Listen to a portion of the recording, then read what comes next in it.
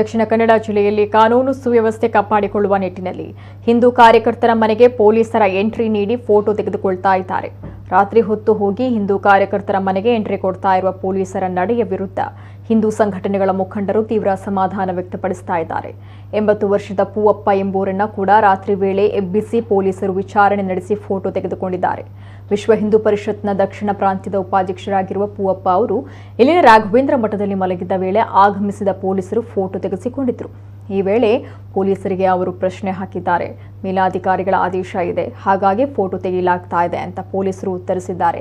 ನನ್ನ ಫೋಟೋ ತೆಗೆದು ಯಾವ ಪ್ರಯೋಜನವೂ ಇಲ್ಲ. ಮೊದಲು 2 ಸಮುದಾಯವನ್ನು ಒಟ್ಟು ಸೇರಿಸಿ ಮಾತುಕತೆ ಮಾಡಿ ಬಳಿಕ ದಕ್ಷಿಣ ಕನ್ನಡ ಜಿಲ್ಲೆಯಲ್ಲಿ ಶಾಂತಿ ಕಾಪಾಡಲು ಮಾತುಕತೆ ನಡೆಸಿ ಅಂತ ತಮ್ಮ ಸಲಹೆಯನ್ನ ನೀಡಿದ್ದಾರೆ.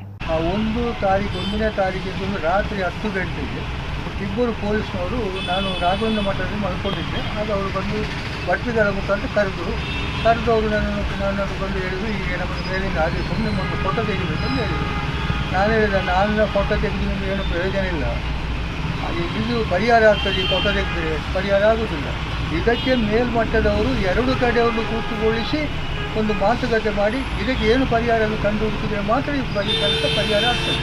ಇಲ್ಲದಿದ್ದರೆ ಆಗಲಿಕ್ಕೆ ಸಾಧ್ಯವೇ ಇಲ್ಲ. ಯಾಕಂದರೆ ಒಂದು ಕಡೆಯಲ್ಲಿ ಮಾತಾಡಿದರೆ ಪರಿಹಾರ ಆಗ್ತದೆ, 2 ಕಡೆಯವರು ಸೇರಬೇಕು. 2 ಕಡೆಯವರು ಸೇರಿದರೆ ಇದಕ್ಕೆ ಪರಿಹಾರ ಆಗುವಂಥ ದೃಷ್ಟಿ ಉಂಟು. ಅದಕ್ಕೆ ಬೇಕಾಗಿ ಮೇಲಧಿಕಾರಿಗಳು 2 ಕಡೆಯವರನ್ನು ಕರೆದು ಒಂದು ಕಡೆ ಕೂತುಗೊಳಿಸಿ ಇದಕ್ಕೆ ಪರಿಹಾರ ಏನು ಎಂಬಂಥ ಕೆಲಸವನ್ನು ಮಾಡಿದರೆ ಮಾತ್ರ ಇದು ಫಲ ಸಿಕ್ಕಿದೆ ಎಂಬಂತ ನನ್ನ ಭಾವನೆ ಬಂದಿದೆ. ವಿಶ್ವ ಪರಿಷತ್ತಿನ ಸಂಘ ಪರಿವಾರದ ಎಲ್ಲ ಪದಾಧಿಕಾರಿಗಳ ಫೋಟೋ ತೆಗೆದು ನಮಗೆ ಕಳಿಸ್ಬೇಕಂತ ಹೇಳಿದ್ದಾರೆ. ಹಾಗೆ ನಾವು ಫೋಟೋ ತೆಗಿತಾ ಇದ್ದೀವಿ ಅಂತ ಹೇಳಿದ್ವಿ.